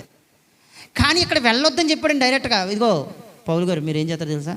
ఆసియాకి వెళ్ళొద్దు మీరు. మరి ఎక్కడికి వెళ్ళాలి ప్రభువా అంటే, పలానా మాసిదోనియా ఉంది, మాసిదోనియా అనే ప్రాంతం ఉంది, ఆ ప్రాంతానికి వెళ్ళు. మాసిదోనియా అంటే తెలుసు కదండి మీకు. మాసిదోనియా అంటే ఏంటి? మెడో పర్షియన్ అంటారు. మెడో పర్షియన్ అంటే మాదియ పారసిక సామ్రాజ్యం ఉంది కదా, అలాంటి ప్రాంతం, ఆ ప్రాంతానికి చెందినటువంటి ఏరియాది. ఆ మాసిదోనియా అనే ప్రాంతానికి అక్కడికి వెళ్ళని పంపించాడు అంతే. అక్కడికి వెళ్ళని పంపిస్తే అక్కడికి వెళ్ళిన తర్వాత ఏం జరిగిందో మీకు చెప్తాను స్పీడ్గా జాగ్రత్తగా వినండి. ఆ ప్రాంతంలో సువార్త చేస్తున్నప్పుడు లూదియా అనే ఒక స్త్రీ పట్టబడిందండి.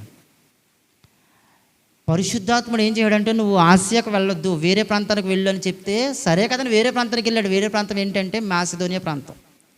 ఆ మాసిదోనియా ప్రాంతానికి వెళ్ళేసరికి ఆ మాసిదోనియా ప్రాంతంలోనే లూదియా అనే స్త్రీ దొరికింది. లూదియా అనే ఆవిడ గురించి మనం మాట్లాడుకుంటున్నాం. అంటే లూదియా అనే స్త్రీ దొరికింది. మరలా అదే ప్రాంతంలో ఒక చిన్న పిల్లకే పుతోను అనే దెయ్యం పట్టినటువంటి ఒక పిల్ల కనపడుతుంది అక్కడ. ఆ పిల్ల ద్వారా అక్కడ విపరీతమైనటువంటి వ్యాపారం జరుగుతుంది. పౌలు గారు తట్టుకోలేకపోయి పరిస్థితిని అంతా చూసేసరికి తట్టుకోలేక ఏం చేయడంటే అర్జెంటుగా ఆ అమ్మాయిని స్వస్థపరిచేశాడు. అతని ద్వారా ఇటు ఆ అమ్మాయి ద్వారా చాలా సంపాదించుకున్నటువంటి యజమానులు కొంతమంది ఉన్నారు. ఎందుకంటే ఈ అమ్మాయికి దెయ్యం పట్టేసిందంట. దెయ్యం పట్టిన అమ్మాయి చేత ఏదేదో మాట్లాడించేసి వాళ్ళు చాలా డబ్బులు సంపాదించేస్తున్నారు. పౌలు గారు అది చూసి తట్టుకోలేక అర్జెంటుగా ఆ దెయ్యం పట్టినటువంటి అమ్మాయిని స్వస్థపరిచేసరికి మాకు లాభసాధకం అంటే మాకు డబ్బులు వచ్చే విధానం ఆగిపోయిందని చెప్పి పౌలు గారిని తీసుకెళ్ళి జైల్లో పెట్టించేయారండి. ఆ పౌలు గారిని జైల్లో పెట్టించినప్పుడే చెరసాల నాయకుడు దొరికేశాడు. ఆ పౌలు గారిని జైల్లో పెట్టించినప్పుడే చెరసాల నాయకుడు కుటుంబం దొరికేసింది పౌలు గారికి. ఆ పౌలు గారిని జైల్లో పెట్టించినప్పుడే అందరూ మారిపోయారు. అందరూ మారిపోయారని ఎలా చెప్తారండి మీరు అంటే, మనకు తెలుసు కదా, అర్ధరాత్రి వేళ ఒక భూకంపం లాంటిది ఏర్పడగానే జైలు గోడలు మొత్తం బదలాసిపోయి, చెరసాల అవన్నీ కదిలిపోయి ఊడిపోయి. చెరసాల నాయకుడు ఏం చేసుకున్నాడంటే వెంటనే పొడుచుకోవాలనుకున్నాడంట. ఏమని? ఎందుకు? అందరూ ఖైదీలు అందరూ తప్పించుకుని పారిపోతారో, రేపు పొద్దున ఖచ్చితంగా వచ్చినప్పుడు ఖైదీలు అందరూ తప్పించుకుని పారిపోయారంటే కంపల్సరీగా నన్ను చంపేస్తాడు. జైలర్ నేనే కాబట్టి. చెరసాల నాయకుడు అంటే జైలరు. నన్ను చంపేస్తారో, వాళ్ళు వచ్చి అధికారులు వచ్చి నన్ను చంపేస్తారో, వాళ్ళ చంపేయడానికంటే ముందు నేనే చచ్చిపోతాం బెటర్ అని కత్తి తీసుకుని పొడవగానే పౌలు గారు అన్నాడు, ఇదిగో చెరసాల నాయకుడు చెప్పాడు, నువ్వేమి హాని చేసుకోవద్దు, ఎందుకంటే ఖైదీలు ఎవ్వరూ తప్పించుకోలేదంట. ఖైదీలు ఎవ్వరూ తప్పించుకోలేదంటే దాని అర్థం ఏంటి? ఖైదీలు అందరూ కూడా మారిపోయాడు. ఎందుకంటే జైల్లో జరిగింది ఏంటి? పౌలు గారు శీల గారు పాటలు పాడుతున్నారంట, వాక్యం చెప్తున్నారంట. జైల్లో వాళ్ళకి బందీలేసి వాళ్ళని కొట్టేశారండి. వాళ్ళని భయంకరంగా కొట్టేసి, ఆ పుతైన స్త్రీని స్వస్థపరిచినందుకు భయంకరంగా కొట్టేసి వాళ్ళని తీసుకెళ్ళి జైల్లో పడేసి వాళ్ళ కాళ్ళకు చేతులకు బోండలు వేస్తారంట. అంటే కాళ్ళు చేతులు కదలకుండా పడేసి అందులో జైల్లో పడితే, కాళ్ళు చేతులు కదలకపోతే నోరు పనిచేస్తుంది కదా అని పాటలు పాడతా మొదలెట్టాడు. మధ్యరాత్రి వేళ అర్ధరాత్రులు పాటలు పాడతా మొదలెట్టేసరికి జైల్లో ఉన్న వాళ్ళు అందరూ లేచి కూర్చున్నారంటండి. కూర్చుని మొత్తం అందరూ ఆ పాటలు విని మారిపోయారు అంతే మొత్తం. ఇప్పుడు జైలు గోళ్ళ భద్రాసిపోయినా, జైలు తలుపులు ఊడిపోయినా ఎవ్వరు పారిపోలేదు, అందరూ అవే కూర్చున్నారు. అంటే పౌలు గారు మాట్లాడిన పాటలకే, ఆయన చేసిన ప్రార్థనకే జైల్లో ఉన్న వాళ్ళందరూ మారిపోయారు. ఇందుకోసం పంపించొద్దు అన్నాడు ఆస్యకి. నువ్వు ఆస్యకి అది వెళ్ళాల్సింది. అర్జెంటుగా రక్షణలోకి రావాల్సిన వాళ్ళు కొంతమంది ఉన్నారు, వెళ్ళు. జైల్లో ఉన్నాడు, ఆ జైల్లో ఉన్న వాళ్ళందరూ ఉన్నారు. ఆ పూతేను అనే దెయ్యం పట్టిన ఒక చిన్నపిల్ల ఉంది. అంతేకాదు అక్కడ లుదియా అని ఒక ఆమె ఉంది, ఆమె రక్షించడానికి వాళ్ళ కుటుంబం దొరికిద్ది. నువ్వు జైల్లో ఉన్నటువంటి చెరసాల నాయకుడిని వాకింగ్ చెప్పడానికి వాళ్ళ కుటుంబం అంతా దొరికిద్ది. జైల్లో కరుడు కొట్టిన ఖైదీలు అందరూ దొరికేస్తారు. ముందు అర్జెంటుగా అక్కడ కాదు కానీ మాసిదోనియాకి బయలుదేరు. ఈ కారణాల చేత పంపిస్తే చాలామంది అర్థం చేసుకెళ్ళిపోయారు అంతే. సరే, వాళ్ళ గురించి పక్కన పెట్టండి. ఇప్పుడు మాసిదోనియాకి వెళ్ళాడు కూడా, ప్రతి దానికి కూడా తిమోతి గారు వెళ్ళిపోతున్నారండి. సరిగ్గా ఇలా జరుగుతున్నటువంటి కొన్ని రోజులకి ఏం జరుగుతుందో ఒకసారి చూద్దాం. చూడండి ఒకసారి 18వ అధ్యాయం తీయండి. ఒకసారి 18వ అధ్యాయము, లేదంటే ఒకసారి 17వ అధ్యాయము చూద్దాం. ఒకసారి 17వ అధ్యాయము 10వ వచనం కానీ చూడండి. ఒకసారి 17వ అధ్యాయం 10వ వచనం కానీ జాగ్రత్తగా చూద్దాం. ఒకసారి 13 నుంచి చూడండి, 13 నుంచి స్పీడ్గా చూడండి. అయితే బెరయలో కూడా పౌలు దేవుని వాక్యం ప్రచురించుచున్నాడని తెస్సలోనికలో ఉండు యూదులు తెలుసుకుని అక్కడికి వచ్చి జన సమూహములను రేపి కలవరపరిచిరి. వెంటనే సహోదరులు పౌలును సముద్రం వరకు వెళ్ళమని పంపిరి. అయితే శీలయు తిమోతిని, ఇక్కడ ఒకటి జరుగుతుందండి సందర్భం. ఏంటంటే బెరయ సంఘం ఒకటి ఉందండి, బాగా వినండి. బెరయ సంఘంలో అందరూ కూడా దేవుల్లో బలంగా నిలబడ్డారంట. బలంగా నిలబడ్డారనే విషయం, దేవుళ్ళు నిలబడుతున్న విషయం. ఎందుకంటే పౌలు గారు, శీల గారు, తిమోతి గారు మొత్తం వెళ్ళిపోతున్నారు పరిచయం చేసుకుంటా. అలాగా ఇప్పుడు బెరయ సంఘానికి వచ్చారు. బెరయ సంఘానికి వచ్చి వాళ్ళందరికీ వాక్యం చెప్తుంటే అనేకులు మారిపోతున్నారన్న సంగతి ఎవరికి తెలిసిందంటే, తెస్సలోనికే అనే ప్రాంతానికి చెందినటువంటి యూదులకు తెలిసి, ఒరే మనం అనుకున్నటువంటి వ్యక్తులు పైన ఉంటుందండి వండర్ఫుల్ మాట. ఏ మాట అంటే, భూమిని తలక్రిందులుగా చేసిన వాళ్ళు ఎక్కడ కూడా వచ్చేసారంటాడు. ఎక్కడ ఉంటుందంటే ఆ మాట 6వ వచనంలో ఉంటుంది, చూడవసరం లేదులే. 6వ వచనంలో ఉంటుంది, భూమిని తలక్రిందులుగా చేసిన వాళ్ళు ఇక్కడ కూడా మన ప్రాంతాలు కూడా వచ్చేసారు, అర్జెంటుగా నన్ను అన్నాడు. అంతే, అర్జెంటుగా నన్ను ఒకసారి అక్కడికి వెళ్దాం అర్జెంటుగా. అక్కడికి వెళ్ళేసరికి పౌలు గారు దొరికేసారండి. దొరికేసరికి పౌలు గారిని పట్టుకుని ఏమైనా సరే మనం చంపేయాలని ప్లాన్ చేసుకున్నారు. సరిగ్గా ఈ విషయం ఎవరికి తెలిసిందంటే తిమోతి గారికి తెలిసిందండి, శీల గారికి తెలిసింది. అయ్యా మీరు అర్జెంటుగా ఇక్కడ ఉన్న పలంగా ఇక్కడి నుంచి బయలుదేరి వెళ్ళిపోండి అన్నాడు. పౌలు గారు సమస్య లేదు, నేను వెళ్ళను. లేదండి మీరు అర్జెంటుగా ఎక్కడి నుంచి బయలుదేరి వేరే చోటకి వెళ్ళాల్సిందే, మనం చేయాల్సిన పరిచర్య చాలా ఉంది, ప్రాణాలు అర్పించడానికి మీరు సిద్ధంగా ఉన్నారనే విషయం మాకు కూడా తెలుసు. కానీ విషయం ఏంటంటే ఇక్కడ మనం ఉండడం సేఫ్ కాదు, మనం ఇంకా చేయాల్సిన పరిచర్య చాలా ఉంది, దేవుని కోసం బ్రతకాల్సినటువంటి బ్రతుకు చాలా ఉంది, చాలామందిని రక్షించాల్సిన పరిస్థితులు ఉంది. ఈ సమయంలో రిస్క్ చేయడం కరెక్ట్ కాదు, నన్ను బయలుదేరండి అని చెప్పాడు. అంతే, బయలుదేరండి అని చెప్పేసరికి జాగ్రత్తగా ఉండండి. బయలుదేరండి అని చెప్పేసరికి పౌలు గారు ఈ ప్రాంతాన్ని ఇప్పుడు రక్షించవలసిన అవసరం కూడా చాలా ఉంది. విషయం చూడండి సార్, జాగ్రత్తగా సార్. ఈ బెరయ సంఘంలో లేదా ఈ బెరయ అనే ప్రాంతంలో సువార్త ప్రకటించాల్సిన అవసరం చాలా ఉంది, సువార్త ప్రకటించాల్సిన అవసరం. కానీ మీరేమంటున్నారంటే ఇక్కడి నుంచి బయటికి వేరే చోటకి వెళ్ళమని చెప్తున్నారు. ఇప్పుడు నేను వెళ్తే నేను ఒక్కడే రక్షించబడతాను, కానీ ఈ ప్రాంతం రక్షించాల్సిన అవసరం ఉంది. ఇక్కడి నుంచి నేను వెళ్ళాలంటే వీళ్ళని రక్షించే వరకు నేను కదలని పౌలు గారికి పట్టుబట్టాడు. ఇప్పుడు ఈ సమయంలో తిమోతి గారు ఒక నిర్ణయం తీసుకున్నాడండి, వండర్ఫుల్ నిర్ణయం. నిజంగా మీకు ఏం కావాలి? వీళ్ళని రక్షించడం కావాలి, అంతే కదా. వాళ్ళకి ఏం కావాలో మీ తల కావాలి. ఆ తెస్సలోనికలో వచ్చి యూదులకు ఏం కావాలంటే మీ తల కావాలి. మీకేం కావాలంటే బెరాయలో ఉన్నటువంటి సంఘం మారాలి. ఈ రెండు ఒకేసారి జరిగిపోయే మార్గం ఒకటి చెప్తాను, వింటారా మీరు అన్నది? చెప్పు, ఏంటిది? మీరు ఇక్కడి నుంచి వెళ్ళిపోండి, వీళ్ళని రక్షించే ఇక్కడి నుంచి మేము బయలుదేరి వస్తాం. ఎలా ఉందో చూడండి ఒకసారి. వాళ్ళకి కావాల్సింది మీ తలే, మా తల కాదు. కాబట్టి తిమోతి మాట్లాడుతున్నాడు, నేను శీల ఇద్దరం కలిసి ఈ బెరాయలో ఉన్న వాళ్ళందరికీ వాక్యం చెప్పే ఇక్కడి నుంచి బయలుదేరి వస్తాం. మీరు బయలుదేరండి అంటే పౌలు గారు దీనికి ఒప్పుకోలేదండి. ఎందుకు ఒప్పుకోలేదంటే పౌలు గారికి ఇష్టమైనటువంటి కుమారుడు తిమోతి అంటే. నిన్ను వదిలి వెళ్ళడం నాకు కూడా ఇష్టం లేదన్నాడు. కానీ ఏంటంటే ఒక కండిషన్ మీద ఒప్పుకున్నారు ఇలా ఫైనల్కి వెళ్ళాం. ఏంటి ఆ కండిషన్ అంటే, నేను అర్జెంటుగా ఇది పూర్తి చేయగానే నేను దగ్గరకు వచ్చేస్తామని కండిషన్ పెట్టాడు తిమోతి గారు. ఇదిగో నీ ప్రాంతానికి సువార్త ప్రకటించడం పూర్తి అవగానే వెంటనే నీ శీఘ్రంగా నీ దగ్గరకు వస్తానన్న మాట కనిపించింది అక్కడ. చదివినా నా మాట కూడా చదువు స్పీడ్గా. పౌలును సాగనంప వెళ్ళిన వారు అతనిని ఏథెన్సు పట్టణం వరకు తోడుకొని వచ్చి శీలయు తిమోతిను సాధ్యమైనంత శీఘ్రంగా అతని యొద్దకు రావాలనని ఆజ్ఞ పొంది బయలుదేరారు. స్పీడ్గా వచ్చేస్తాం, మేము వేగంగా వచ్చేస్తాం. వేగంగా ఇక్కడ సువార్త అవ్వగానే మేము బయలుదేరి వచ్చేస్తాం. కానీ నువ్వు అర్జెంటుగా ఏథెన్స్కి వెళ్ళిపోవా అని బలవంతంగా పంపించారండి పౌలు గారిని. పౌలు గారు ఒక కండిషన్ పెట్టుకుని, మిమ్మల్ని చూడకపోతే నాకు కష్టం అయిపోద్ది అంటే మీ దగ్గరికి అర్జెంటుగా వస్తామయ్యి, ముందు మీరు వెళ్ళండి అయ్యని ఆ ప్రాంతంలో ఉండిపోరండి. ఏ ప్రాంతం అది? ఎలాంటి ప్రాంతం అది? ఇప్పుడు పౌలు గారిని చంపడానికి వచ్చిన వాళ్ళు తిమోతి గారు కనపడితే తిమోతియే కదా అని ఊరుకుని వదిలేదురా. వాళ్ళకి టార్గెట్ ఏంటి? సువార్త ప్రకటించిన వాళ్ళు. ఇందాక 5 వచనంలో మీరు ఇందాక చదవలేదు, కానీ ఇందాక 5 వచనంలో చదివిన మాట, భూమిని తలక్రిందులుగా చేసిన వాళ్ళు మన మధ్యకు వచ్చారు. ఎవరల్లో? అందులో శీల గారు ఉన్నారు, అందులో పౌలు గారు ఉన్నారు, అందులో తిమోతి గారు కూడా ఉన్నారు. భూమిని తలక్రిందులుగా చేసిన వాళ్ళు మన మధ్యకు వచ్చారు అని చెప్పారు. అందులో పౌలు గారితో పాటు శీల గారు, తిమోతి గారు ఉన్నారు. ఇప్పుడు పౌలు గారు వెళ్ళిపోతే మిగిలిన వాళ్ళు ఎవరు చెప్పండి ఒకసారి? మరి అప్పుడు వాళ్ళని మాత్రం ఊరుకుంటారు వాళ్ళు? అంటే తిమోతి గారు ఉద్దేశం ఏంటి తెలుసా? ఈ క్షణంలో నేను చచ్చినా పర్లేదు కానీ మీరు మాత్రం బతికుండాలి అంతే. మీరు వెళ్ళిపోండి, అర్జెంటుగా మీరు వెళ్ళిపోండి. మీరు వెళ్తే ఏథెన్స్ ప్రాంతంలో వాళ్ళకి కూడా సువార్త ప్రకటిస్తారు. నేను ఇక్కడ ఉంటే వీళ్ళకి సువార్త ప్రకటించి అవసరమైతే నేను చచ్చిపోతాను. నేను చచ్చిపోయినా పర్లేదు కానీ మీరు మాత్రం బతికుండాలి, మీరు వెళ్ళండి అన్నాడు. ఎంత సమర్పణ కలిగిన జీవితాలు అండి నిజంగా. ఎంత సమర్పణ కలిగిన జీవితాలు చూడండి ఒకసారి. సువార్త అంటే ఎంత డెడికేషన్ అంటే నిజంగా వాళ్ళకే. ఒక విషయం చెప్తానండి, బైబిల్లో కీర్తనకారుడు ఒక మాట అంటాడు. ఏ మాట అంటే, నీ వాక్యం నాకు ఎలా ఉందో తెలుసా? జుంటె తేనె దారాల కంటే మధురంగా ఉందంట.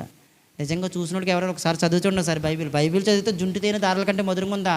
బైబిల్లో గట్టిగా 2 లైన్లు చదివితే కనుక ప్రపంచంలో ఉన్న నిద్ర అంతా మనకి వచ్చేద్దండి అంతే. అప్పుడు ఏమైనా తెలుసు, ఈ క్షణంలో నేను నిద్ర అవ్వకపోతే చచ్చిపోతాను అనుకుంటాం అంతే. ఖచ్చితంగా ఈ క్షణంలో నేను నిద్ర అవ్వలేదనుకో 2వ సెకండ్లో గ్యారంటీగా నేను చచ్చిపోతాను అనిపించేస్తుంది. అంత భయంకరంగా నిద్ర వచ్చేస్తుంది అంతే. మనకేమో బైబిల్ చదువుతుంటే నిద్ర వస్తుంటే, ఆయన ఏంటంటే జుంటు తేనె దారాల కంటే మొదలు ఎంతకంటే టేస్ట్ ప్రపంచంలో లేదని ಹೇಳಿ అంతే. ప్రపంచంలో టేస్ట్ ఏదైనా ఉందంటే అది జుంటు తేనె దార. దానికి మించినటువంటి టేస్ట్ ఉంది నాకు ఇక్కడ కనబడుతుంది అంటున్నాడు. దానికి మించిన టేస్ట్, ఎంత టేస్ట్ ఎక్కడ ఉందని చెప్పి బైబిల్ చదువుతుంటే, అదిగో తిమోతి గారిని కూడా చూడు కావాలంటే ఏమన్నట్టు తెలుసా?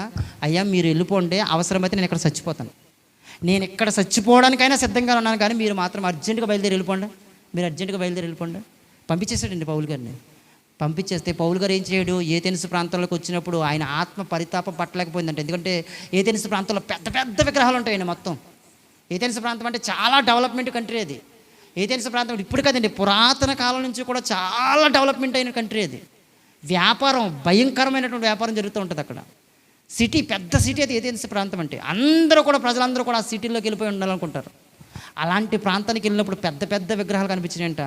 వాటిని చూసి పౌలు గారు తట్టుకోలేక మొత్తం అందరికీ వాక్యం చెప్పి ఆ విగ్రహాలు అన్నీ తీయించేశాడు చాలా వరకు. సువార్త ప్రకటించేసాడు. తర్వాత ఏం జరుగుతుందో చూద్దాం సరే. 18వ అధ్యాయం 5వ వచనం స్పీడ్గా చదవండి సరే. 18వ అధ్యాయం 5వ వచనం త్వరగా ముగించేస్తాను. శీలయు తిమోతియు మాసిదోనియా నుండి వచ్చినప్పుడు పౌలు వాక్యము బోధించుటందు, అంటే ఈయన ఎక్కడి నుంచి వచ్చారు ఇప్పుడు?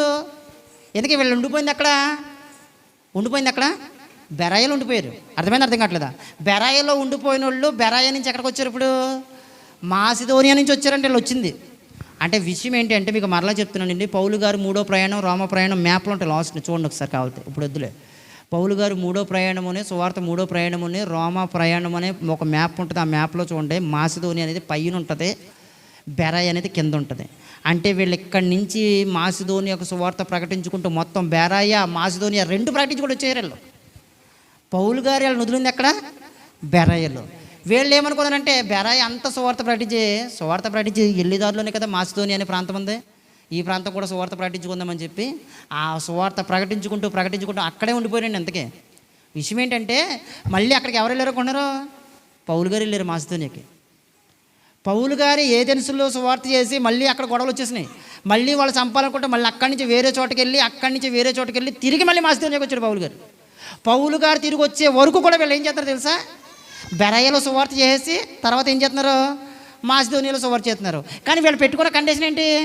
శీఘ్రంగా వచ్చేస్తానండి, శీఘ్రంగా మీ దగ్గరకు వస్తామని కండిషన్ పెట్టుకున్న ఏళ్ళు శీఘ్రంగా వెళ్ళకపోయినా పర్లేదండి. ఎందుకో తెలుసా? పౌలు గారిని ఎక్కడ కలవకపోయినా ఎక్కడికి వెళ్తాం? ఖచ్చితంగా పరలోకంలో అయినా కలవచ్చు. కానీ ఇప్పుడు ఇక్కడి నుంచి వెళ్ళే లోపుల్లో వీళ్ళకి సువార్త ప్రకటించకపోతే, వీళ్ళు అనవసరంగా నరకానికి వెళ్ళిపోతే, పౌలు గారికి మాకు ఉన్నటువంటి బంధం కంటే ఆత్మ తీవ్రత కలిగినోడు కాబట్టి, పౌలు గారికి ఉన్న మనస్తత్వం కలిగినోడు కాబట్టి, పౌలు గారిని చూసినాడు కాబట్టి, అన్ని విషయాల్లో పౌలు గారిని వెంబడించినాడు కాబట్టి, అర్జెంటుగా నేను చూడాలని మా గురువు గారి దగ్గర నుంచి కండిషన్ తీసుకున్నాను కదా, అర్జెంటుకి వెళ్ళిపోవాలని కోరుకోలేదండి. మరి ఏం కోరుకున్నాడు తెలుసా? బెరాయి అంత సువార్త ప్రకటించి ఇక్కడి నుంచి మాసిదోనియాకి వెళ్ళి మాసిదోనియా అంత సువార్త ప్రకటించుకున్నాడు. పౌలు గారు ఏథెన్సుకు చెప్పుకుంటూ అలా తిరిగి మాసిదోనియాకి వస్తే అక్కడే ఉన్నాడు ఈయన. ఇంకా ఏంటి పౌలు గారు, ఏంటి నిజంగా పరిస్థితి చూడండి ఎలా ఉందో. ముగించుకుందాం, లాస్ట్కి వచ్చేద్దాం. నెక్స్ట్ అపోస్తలుల కార్యాలు 19:21 వచ్చిన చూడండి ఒకసారి స్పీడ్గా. 19:21 స్పీడ్గా. ఒక 5 నిమిషాలు ప్లీజ్, ఒక 5 నిమిషాలు. ఇలాగ జరిగిన తర్వాత పౌలు మాసిదోనియా ఆకయ దేశముల మార్గం నుండి వచ్చి యెరూషలేముకు వెళ్ళవలనని మనసులో ఉద్దేశించి, నేను అక్కడికి వెళ్ళిన తర్వాత రోమా కూడా చూడవలనని అనుకొనిను. అప్పుడు తనకు పరిచర్య చేయు వారిలో తిమోతి, ఎరస్తోను వారిని ఇద్దరిని మాసిదోనియాకు పంపి తాను ఆసియాలో కొంతకాలం ఉండి, ఆ మాట కోసం చూపించానండి. తాను ఆసియాలో కొంతకాలం ఉండిపోయాను. అంటే మొత్తం మీద ఆసియాకు వచ్చాడో రాలేదు? పౌలు గారు వచ్చాడు. మొత్తం మీద ఎలాగైతే ఆయన టార్గెట్ మిస్ అవ్వలేదు. మళ్ళీ నేను ఆసియాకు వెళ్ళాలనుకున్న టార్గెట్ మిస్ అవ్వలేదు. మాసిదోనియాకి వెళ్ళాడు, మాసిదోనియా నేను చెప్పాడు, తర్వాత అలా చెప్పుకుంటూ మళ్ళీ వచ్చాడు ఇక్కడికి. ఎక్కడికి వచ్చాడు? ఆసియాకి వచ్చాడు. ఒకప్పుడు పరిశుద్ధాత్మ ఆసియాలో చెప్పొద్దని పంపించాడు, కానీ ఈసారి మాత్రం ఇక్కడే ఉండిపోతాను నేను. టెస్టేషన్ కూర్చున్నాడు అంతే, ఎక్కడే ఉండిపోతాను. తిమోతి నువ్వు ఏం చేస్తావంటే, నువ్వుని ఎరస్తాను మీ ఇద్దరు ఏం చేస్తారంటే మళ్ళీ మాసిదోనియాకి వెళ్ళండి, వెళ్ళి మళ్ళీ మాసిదోనియాకి వెళ్ళి అక్కడ వాకింగ్ చెప్పండి, మీరు వెళ్ళి మేము ఎక్కడ ఉంటాం, నేను ఎక్కడే ఉండి మొత్తం వీళ్ళందరికీ వాకింగ్ చెప్పొస్తాను నేను. వీళ్ళ ప్లానింగ్లు చూడండి సార్ ఎలాగున్నాయో. తిమోతి గారి మీద పౌలు గారు పెట్టుకున్న నమ్మకం ఏంటో ఒకసారి ఆ మాట చూపించి ముగించేస్తాను చూడండి ఒకసారి. తిమోతి గారి మీద పెట్టుకున్నటువంటి నమ్మకం. 1 కొరింథీయులకు రాసిన పత్రిక 4:17 ఒకసారి చూద్దాం. కొరింథీయులకు రాసిన 4:17 స్పీడ్గా 4:17. ఇందు నిమిత్తము ప్రభునందు నాకు ప్రియుడును నమ్మకమైన నా కుమారుడునగు తిమోతిని మీ యొద్దకు పంపి ఉన్నాను. అతడు క్రీస్తునందు నేను నడుచుకొని విధమును అనగా ప్రతి స్థలములోను ప్రతి సంఘములోను నేను బోధించు విధమును మీకు జ్ఞాపకం చేస్తాడు. తిమోతి గారి మీద పెట్టుకున్న నమ్మకం చూడండి. ఇదిగో నాకు ప్రియమైనటువంటి కుమారుణ్ణి మీ దగ్గర పంపిస్తున్నాను, కొరింథీ పట్టణానికి, కొరింథీ అనే ప్రాంతానికి మీ దగ్గర పంపిస్తున్నాను తిమోతిని. అతను ఎలాంటి తెలుసా? నేను ఏదైతే పరిచర్య చేస్తున్నానో, నేను ఏదైతే బోధిస్తున్నానో, నేను ఏదైతే విధంగా ఉన్నానో సేమ్ నాకు లాంటి డెడికేషన్ ఉన్నటువంటి వ్యక్తి. అలాంటి వ్యక్తిని మీ దగ్గర పంపిస్తున్నానో మీరు ఏం పడకండి. అంటే కొరింథీ సంఘం ఏమనుకుంటుందంటే పౌలు గారు వస్తే బాగుండని కోరుకుంటుంది. నేను రాకపోయినా పర్లేదు, నాకు లాంటి వ్యక్తిని నేను పంపిస్తున్నాను చూడండి ఒకసారి. నా కుమారుడు, నాకు ఇష్టమైనటువంటి కుమారుడు, నాకు లాంటి వ్యక్తి తిమోతిని పంపిస్తున్నాను సరిపోద్దని చెప్పాడు. అంతే. తర్వాత ఒకసారి తెస్సలోనిక సంఘానికి ఒక ప్రాబ్లం వచ్చిందండి. తెస్సలోనిక సంఘం మొదటి అధ్యాయం దీని ఒకసారి ముగించుకుందాం ప్లీజ్. తెస్సలోనిక రాసినటువంటి మొదటి పత్రిక 3వ అధ్యాయం చూడండి ఒకసారి. 3వ అధ్యాయం 2వ వచనం చూడండి ఒకసారి లాస్ట్గా. 3వ అధ్యాయం 2వ వచనం. కాబట్టి ఇక సహింపజాలక ఏథెన్సుల్లో మేము ఒంటిగానైనా ఉండుట మంచిదని తెంచి ఈ శ్రమల వలన ఎవడనూ కదిలింపకుండానట్లు మిమ్మును స్థిరపరచుటకును మీ విశ్వాస విషయమై మిమ్మల్ని హెచ్చరించుటకును మన సహోదరుడును క్రీస్తు సువార్త విషయంలో దేవుని పరిచారకుడైనటువంటి తిమోతిని పంపించాడు. ఇప్పుడు తెస్సలోనిక సంఘానికి శ్రమలు వచ్చినాయండి, కష్టాలు వచ్చినాయి, బాధలు వచ్చినాయి. ఇప్పుడు శ్రమలు వచ్చినప్పుడు ఆ సంఘానికి ఒక వ్యక్తిని పంపించాలి. ఎవరైతే బాగుంటారో శ్రమలలోంచి రక్షించబడినటువంటి వ్యక్తి ఎవరో తెలుసా? తిమోతి. నేను అనుభవించిన శ్రమలో, నేను అనుభవించిన కష్టాల్లో, నేను అనుభవించిన ఇబ్బందులు కళ్ళారా చూసినటువంటి వ్యక్తి తిమోతి గారు. ఇలాంటి వ్యక్తిని పంపిస్తే పర్ఫెక్ట్గా ఉంటుంది అనుకుని తెస్సలోనిక సంఘానికి శ్రమలు రాగానే ఎవరిని పంపించాడు? ఇప్పుడు తిమోతి గారిని పంపించి ఆ శ్రమల విషయంలో వాళ్ళని ఏం చేశాడంటే తీసుకుని వచ్చాడండి. లాస్ట్గా స్పీడ్ ఏమనుకోద్దు, ఫిబ్రవరి పత్రిక 13:26 వచ్చిన ఇంకా చెప్పను, ఇంకా లాస్ట్ మాట. తిమోతి గారి పరిస్థితి లాస్ట్కి ఏమైందో, చెరసాల్లో కూడా బంధించబడ్డ మాట చూపించిన ముగ్గురు 13:26 చూడండి ఒకసారి. 13:26 12:26 అనుకుంటా, క్షమించండి.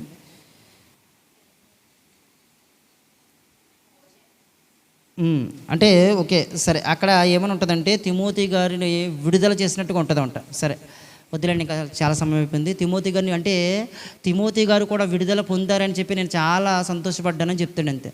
అంటే తిమోతి గారిని కూడా ఎవరికి ఏం చేశారంటే పౌలు గారిలాగా జైల్లో పెట్టారు, పౌలు గారిలా శ్రమలు పెట్టారు, పౌలు గారిలా హింసలు పెట్టారు. ఆయన చివరి దశలో ఎఫెసు అనే ఒక సంఘానికి సేవకుడుగా నిలబెట్టాడండి పౌలు గారు. ఆ ఎఫెసు అనే సంఘం ఎంత భయంకరంగా ఉందో, ఆ సంఘంలో ఎంత దారుణమైనటువంటి కార్యాలు జరిగినాయో, ఆ సంఘం విషయంలో అసలు తిమోతి గారినే పెట్టడానికి కారణం ఏంటో, ఆ సంఘ చరిత్ర ఏంటో, ఆ సంఘం ద్వారా తిమోతి గారు రాసిన మొదటి పత్రిక, రెండో పత్రిక ద్వారా దేవుడు మనతో, మన సంఘాలతో దేవుడు ఏవైతే మాట్లాడించాడో, ఇవన్నీ విషయాలు తర్వాత రానున్నటువంటి వారాలలో మనం నేర్చుకునే ప్రయత్నం చేద్దాము. ఈ మాటలన్నీ జ్ఞాపకం చేసుకోండి.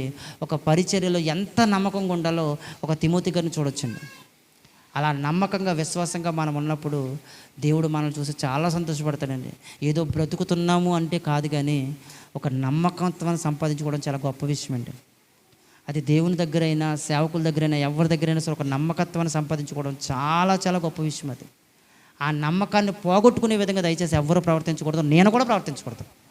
ఒకవేళ నేను కూడా ప్రవర్తించినా సరే నేను దేవుడికి శత్రువుని అయిపోతాను, మీరు ఎవరైనా ప్రవర్తించినా మీరు కూడా దేవునికి శత్రువులు అయిపోతారు. ఆ నమ్మకాన్ని పాడు చేసుకోకుండా తిమోతి గారు పరిచయం అయినప్పటి నుంచి తిమోతి గారు మరణించేంత వరకు కూడా పౌలు గారికి ఏనాడు కూడా ఇతన్ని పంపించడం వేస్ట్ ఏమన్న ఆలోచన రాలేదండి. ఎక్కడైనా శ్రమ కలిగిందంటే అక్కడ ఫస్ట్ గుర్తొచ్చే వ్యక్తి తిమోతిని పంపిస్తేనే బెస్ట్. తిమోతి అయితే ఏం లేదండి, జయించుకొచ్చేస్తాను అంతే. తిమోతి అయితే ఏం లేదండి, నా విశ్వాసం, నా నమ్మకాన్ని పాడు చేయకుండా ఉంటాడు అంతే. మిగతా వాళ్ళు ఎవరైనా కొంచెం అటు ఇటు ఉంటారేమో, ఏ దేమాలంటే పంపిస్తే నాశనం చేసుకుని వచ్చేస్తారేమో, కానీ తిమోతిని పంపిస్తే మాత్రం నాశనం చేసుకుంటూ రాడు, ఇంకా బాగు చేసుకుని వస్తాడు. బెరాయిలు వదిలేస్తే మాసిదోనే కూడా చెప్పుకుంటూ వచ్చేసాడు అలాంటి వ్యక్తి. ఎక్కడ వదిలేసాననుకో అక్కడే కాదు, ఆ పక్కన చుట్టుపక్కల వాళ్ళు కూడా వాక్యం చెప్పేస్తాడు. అలాంటి వ్యక్తి నాకు చాలా అవసరం. అందుకే నా నిజమైన కుమారుడు అని తిమోతి గారి గురించి అంతలా మాట్లాడుకుంటూ వచ్చాడు పౌలు గారు. కాబట్టి ఈ విషయాలన్నీ మనసులో పెట్టుకోండి. మనం కూడా అంత విశ్వాసంలో, నమ్మకంలో ఎదుగులాగున దేవత దేవుడు మనందరికీ కూడా సహాయం చేయను కాక. ప్రార్థన చేసుకుందాం, తల ఉంచుకొని ప్రార్థన చేసుకుందాం. పరిశుద్ధుడు, మహోన్నతుడైన మా ప్రియ పరలోకమందున మా కన్న తండ్రి, గనుడైన మా దేవ, మీ ఘనమైన శ్రేష్టమైన నామమునకు వందనములు, స్తోత్రములు చెల్లించుకుంటున్నాం ప్రభువా. ఇంతవరకు తండ్రి మీ ప్రియమైనటువంటి కుమారుడు తండ్రి, అపోస్తులైనటువంటి పౌలు గారికి తండ్రి, ప్రియమైనటువంటి కుమారుడుగా తిమోతి గారిని తండ్రి, ఆయన జీవితాన్ని, ఆయన పరిచర్యను, ఆయన పరిస్థితిని తండ్రి